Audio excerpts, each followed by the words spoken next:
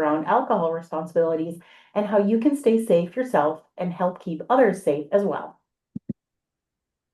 This first slide is information about the UAB medical amnesty policy. Again, we've taken out some of the most important pieces of the policy for you. On the left, it says that students are encouraged to seek medical help in serious or life-threatening situations that result from alcohol or drugs. In the middle, it states that letting someone sleep it off is not a safe alternative.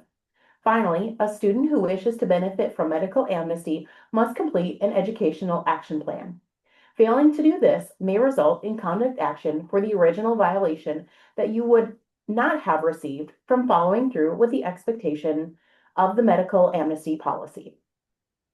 The purpose of this policy is to get people help when they are in need. Too many times we have seen young people and many fraternity and sorority members be left to sleep off the alcohol they have consumed. And too often, those people have gone to sleep and never woken up. No one at UAB wants that to happen to anyone. So this policy is encouraging you to help people who need help from alcohol intoxication or drug use. This graphic here shows all of the states in the U.S. that have enacted statewide medical amnesty laws, often called the 911 Lifeline Law. As you can see, Alabama does have a medical amnesty law.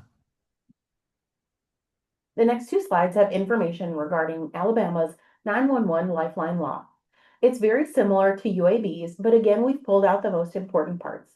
At the top, it says that if the individual calls for help, even if they were consuming alcohol underage, they will not be prosecuted for possession or underage drinking. At the bottom, it indicates that this also applies to controlled substances. So, if you are also under the influence or in possession of a controlled substance, this law is in place to encourage you to seek help for yourself or others. The second part of this law is all important for you to understand. In order to receive amnesty from the law, you must do all of these things. Act in good faith that you are the first person to call for help. What this means is that you truly believe you are the first person to call 911. You can't remember to call 911 to take advantage of the law if you already know someone else called 911. You use your own name when contacting authorities. If you are asked to identify yourself, you must do so truthfully. You must also remain with the individual needing medical assistance until help arrives. Make sure to stay with the person in case other needs or issues arise. Remember, you must do all of these things in order to take advantage of the amnesty law in Alabama. If you call for help and do not do all of these, you could be prosecuted as well. These laws and policies are intended to encourage people to get help for others when they need it.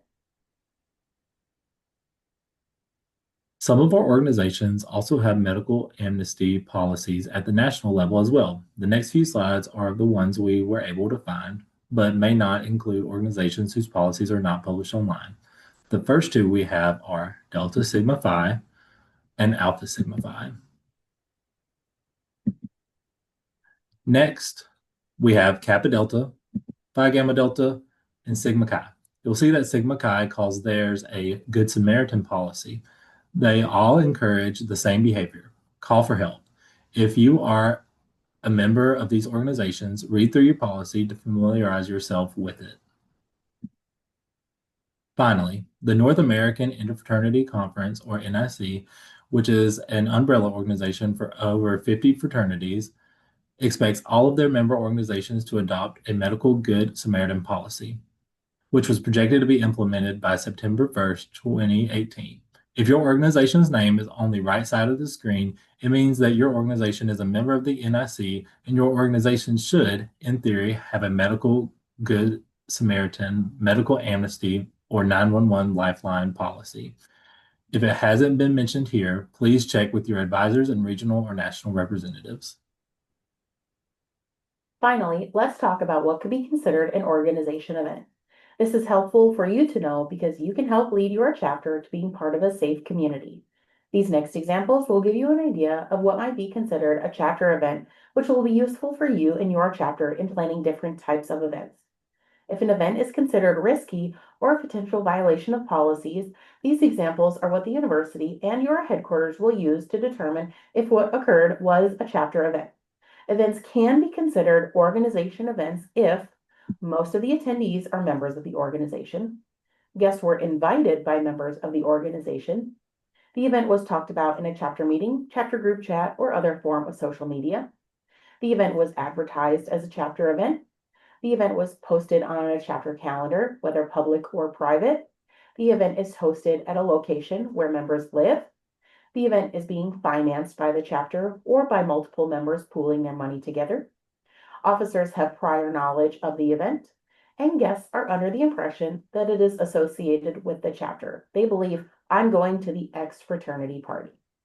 If you or your chapter ever has any questions about putting on an event and wanting to do so safely and within the guidelines of UAB and your organization's policies, don't hesitate to reach out. We're happy to walk you through planning a safe event for everyone. One final slide on organization events. If you're ever confused if something may be considered an organization event, just remember this one saying: if it looks like a duck and quacks like a duck, it's a duck. What this means is, if most attendees are members of the organization and all the cars outside belong to members of the organization, and guests think they're going to an event hosted by the organization, it's an organization event.